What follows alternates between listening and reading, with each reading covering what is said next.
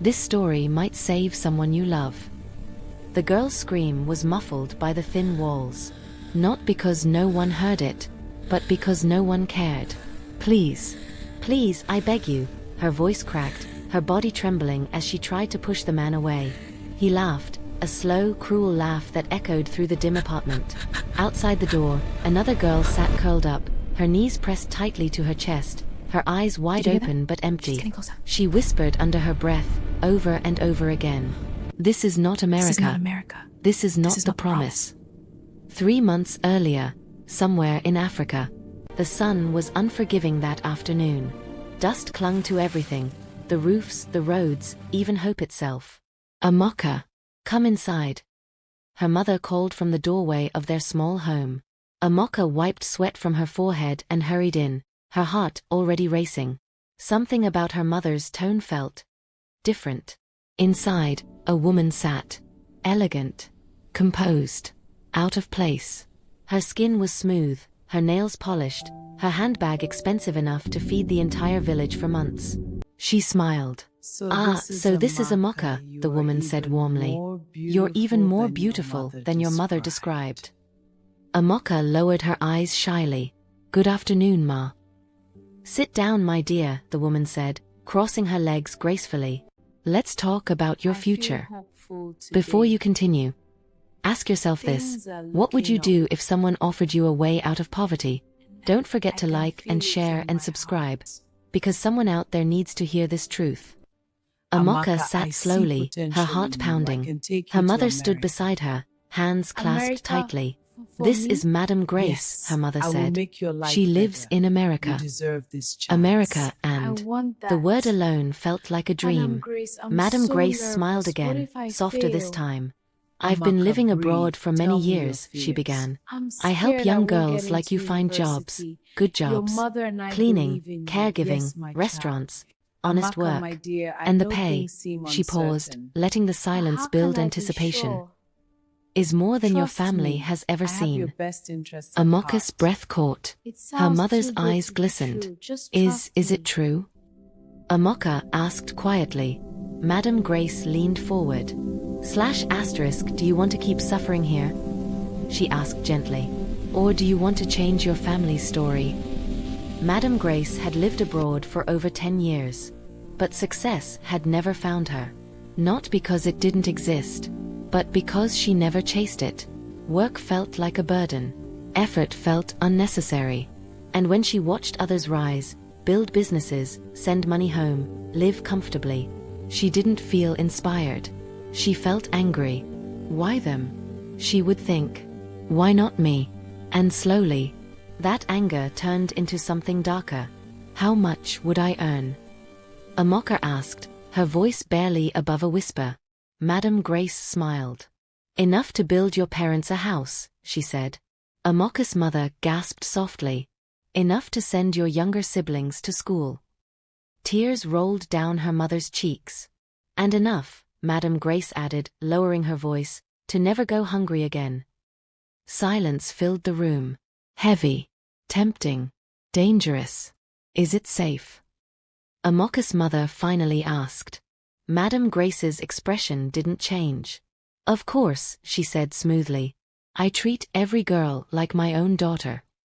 That night, Amaka couldn't sleep. She stared at the ceiling, her mind racing. America, she whispered. Her younger brother stirred beside her. Will you really go? He asked sleepily. She hesitated. I think I have to. Will you come back? Amaka swallowed. I'll come back rich, she said, forcing a smile. I'll buy you anything you want. Come back rich. He smiled and drifted back to sleep.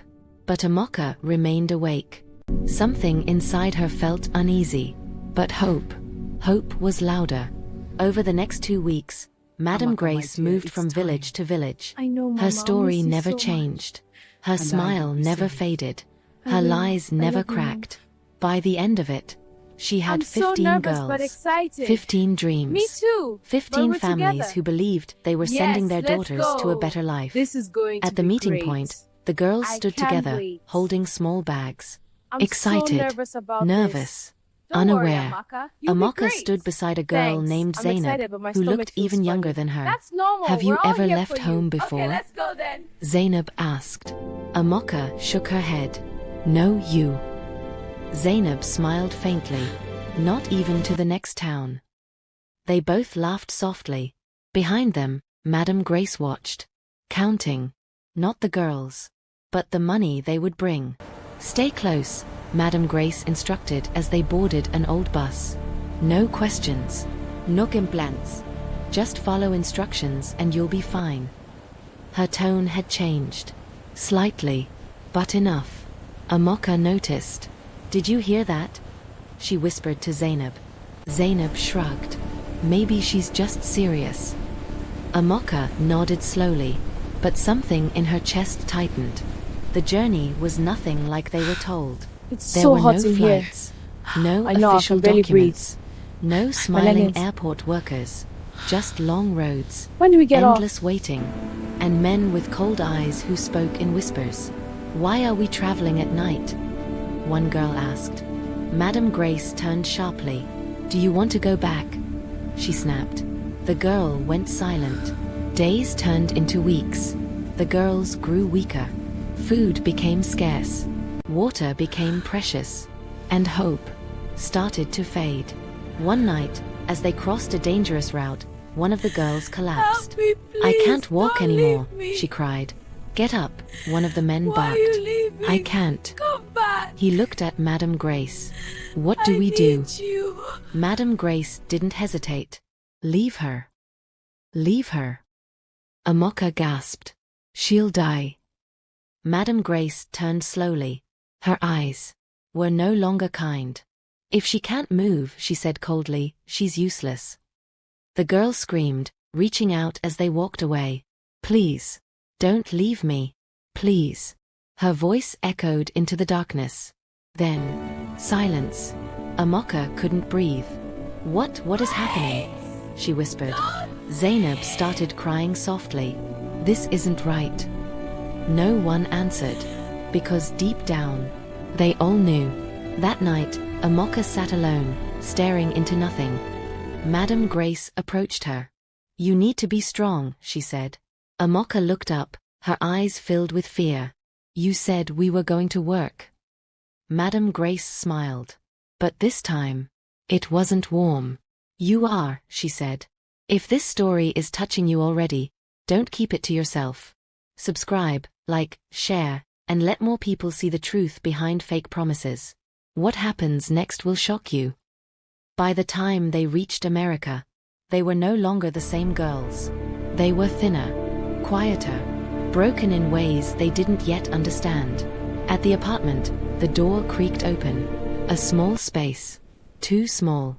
Too dark. Too wrong. This is where you'll stay, Madame Grace said. Amaka looked around. Where are the jobs?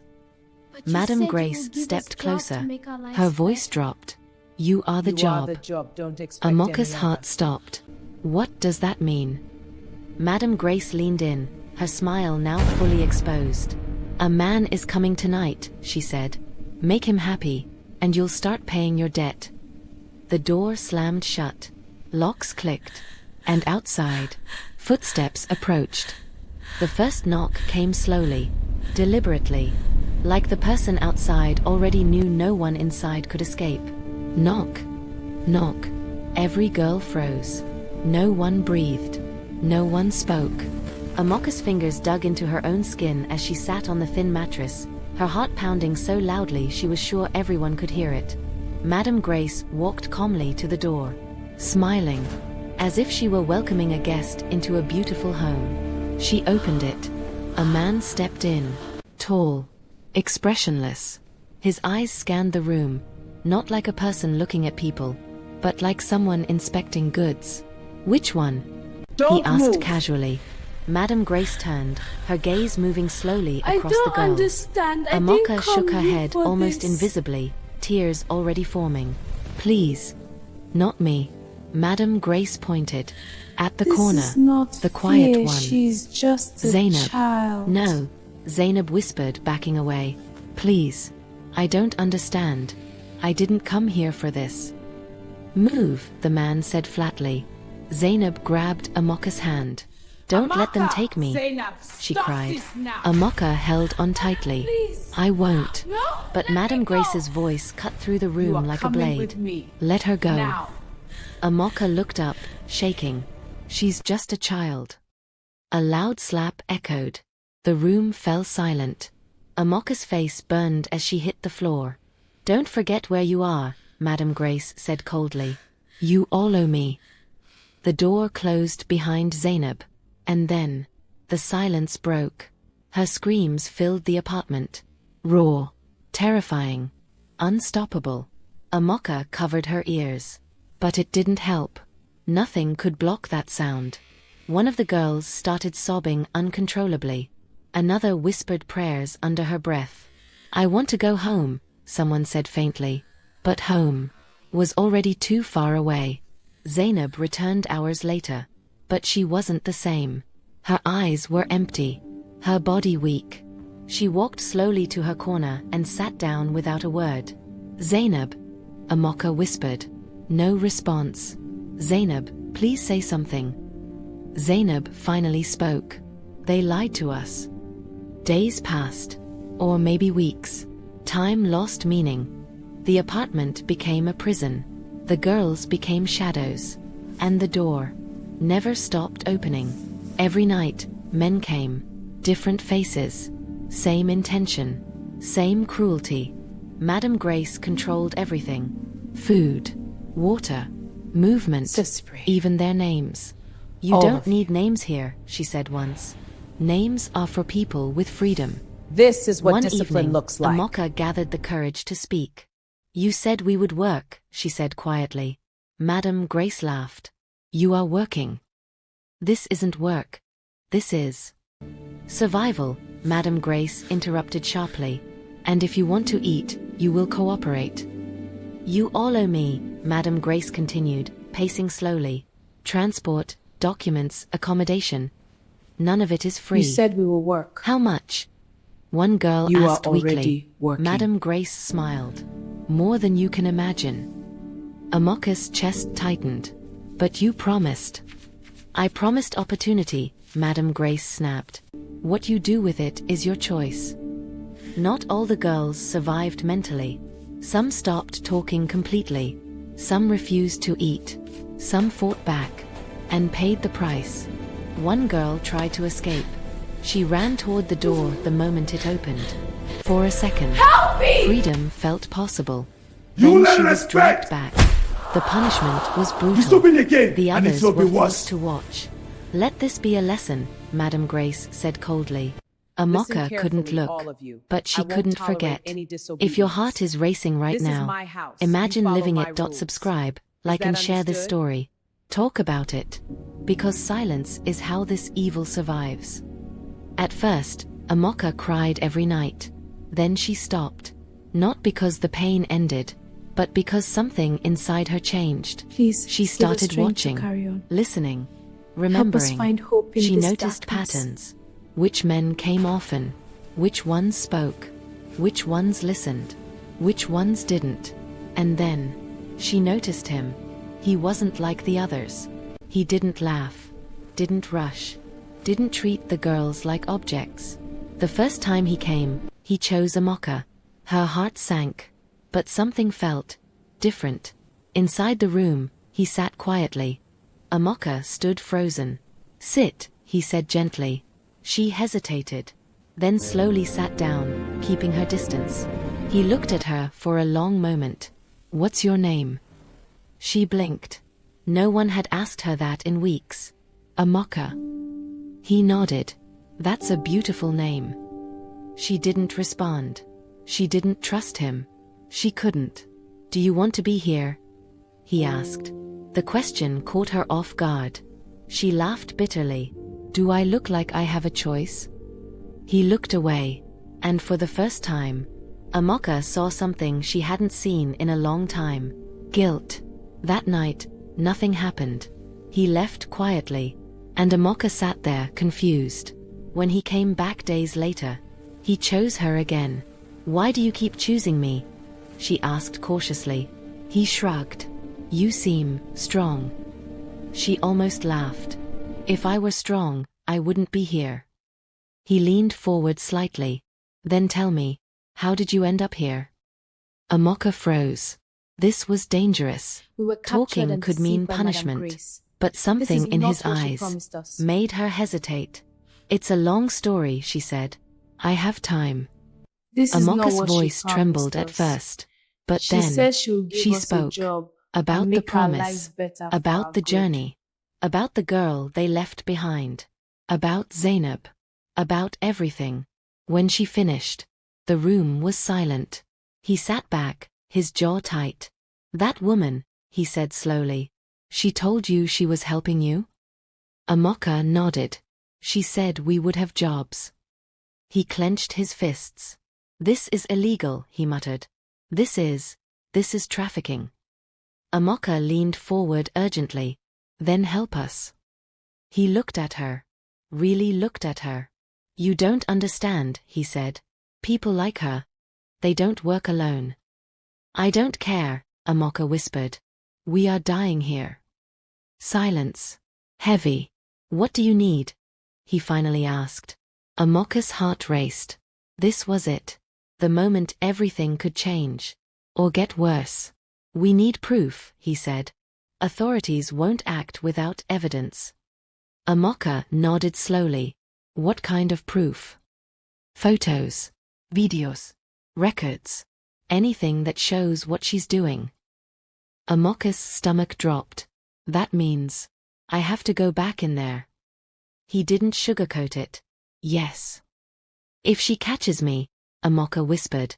He didn't answer. Because they both knew. That night, Amaka couldn't sleep. Her mind raced with fear. Images of punishment. Of failure. Of death. Zainab stirred beside her. Why are you awake? She asked softly. Amaka hesitated. Amaka, why are you then still whispered. awake? I think I found a way out. Zainab turned slowly. Out. She repeated, disbelief in her voice. Amaka nodded. But it's dangerous. Zainab reached for her hand. We're already in danger. The next day, the man returned. Are you ready? He asked quietly. Amaka swallowed hard. Her hands trembled. Her heart pounded. She looked back at the room. At the girls. At Zainab. At everything they had endured. Then she nodded. I'll do it. As the door opened, Amaka stepped out. Not as a victim anymore, but as someone walking straight into danger. With nothing but courage. And a chance to expose the truth. The hallway felt longer than ever before. Every step Amaka took echoed in her chest. Boom, boom, boom. Her heartbeat. Loud. Relentless. Dangerously real. Walk normally, the man whispered beside her. But nothing felt normal. Not the cold air. Not the silence. Not the fact that she was walking out of that apartment not as a prisoner, but as a risk. They sat in a small car parked a few streets away. Amaka's hands wouldn't stop shaking. What if I fail? She whispered. The man looked at her seriously. Then we find another way. Amaka shook her head. There is no other way. He handed her a small device. A phone, he said. Hidden camera. Keep it close. Record everything. Amaka stared at it like it was both a weapon and a curse. How long do I have? 2 days, he replied. No more. If you stay longer, it becomes too dangerous. How long do I have to do Amaka this? nodded slowly. Just 2 days. 2 There's no time days. to waste. Inside that place. With her life hanging by a thread. When the door opened again, Madame Grace was waiting. Her eyes narrowed immediately. You're back early. Amaka forced her voice to stay steady. He didn't want me for long. Madame Grace studied her face. Searching. Suspicious. Dangerous. For a moment, Amaka thought it was over. She knows. She knows. Then Madame Grace stepped aside. Go inside. Amaka exhaled back. silently. I She made was it. in.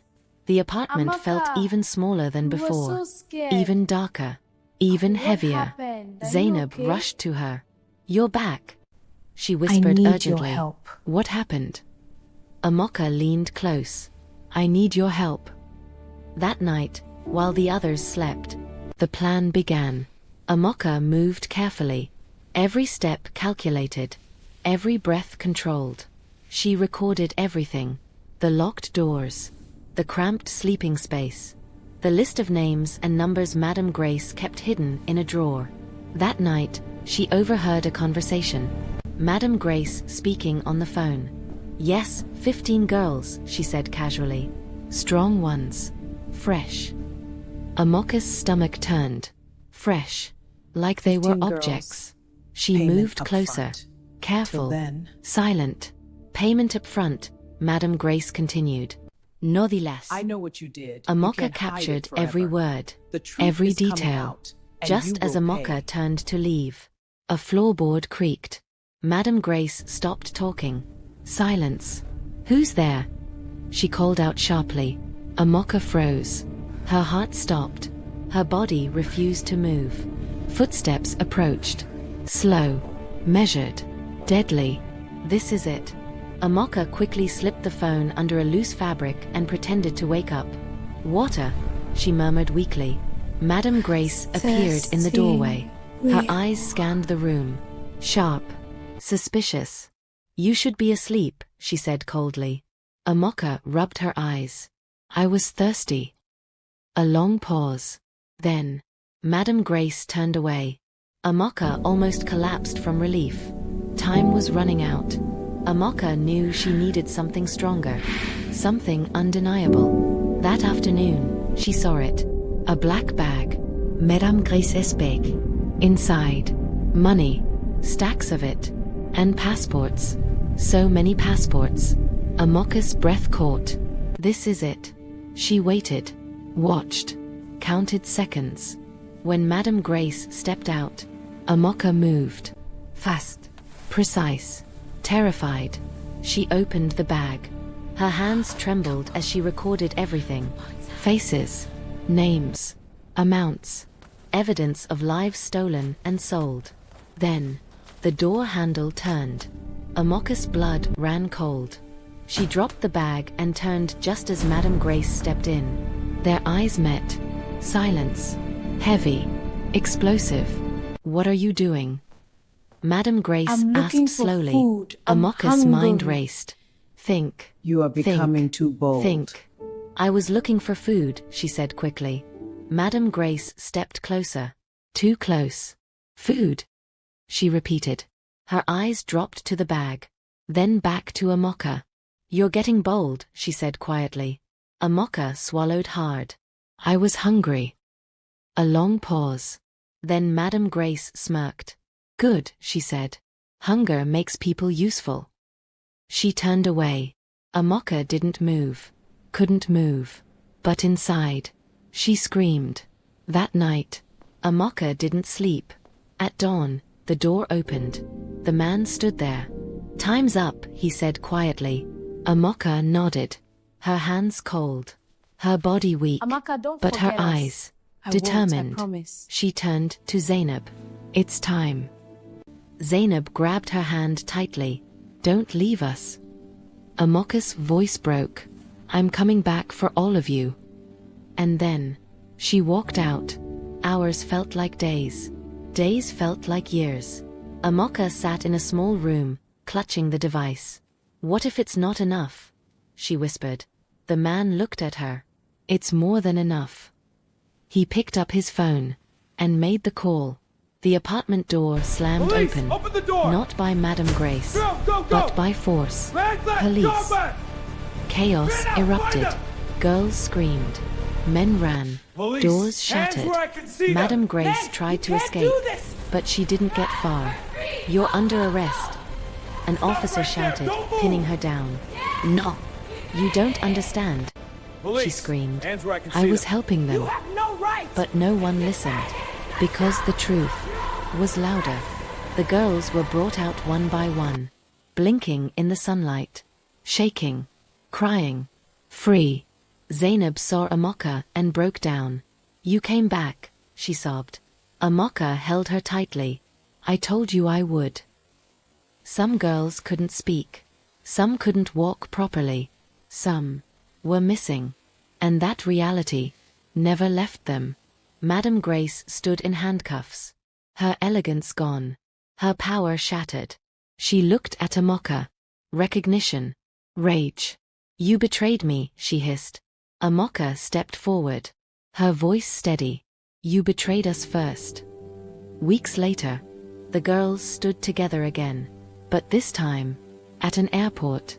Not as victims being taken, but as survivors returning. Families waited. Tears flowed. Arms opened. Amaka's mother ran to her. My daughter, Mama, she I'm cried, home. holding her Amaka, my tightly. child, welcome home. I'm I sorry, missed you Amaka so whispered. much, Mama. Her My mother dear. shook her head. It feels so good You to came be back. You are always That's enough. welcome. That night, Amaka sat outside her home, looking at the same sky she once dreamed under. America. It had been a promise, a dream, a lie. But the real story was not about where she went. It was about what she survived. And the truth she refused to keep silent. If this story opened your eyes, don't scroll away. Subscribe, like, share, and talk about it. Because somewhere right now, another girl is being promised a better life, without knowing the cost. Not every road to America leads to freedom. Some begin with hope, and end in chains. But sometimes, one voice is enough to break them. The birds are singing.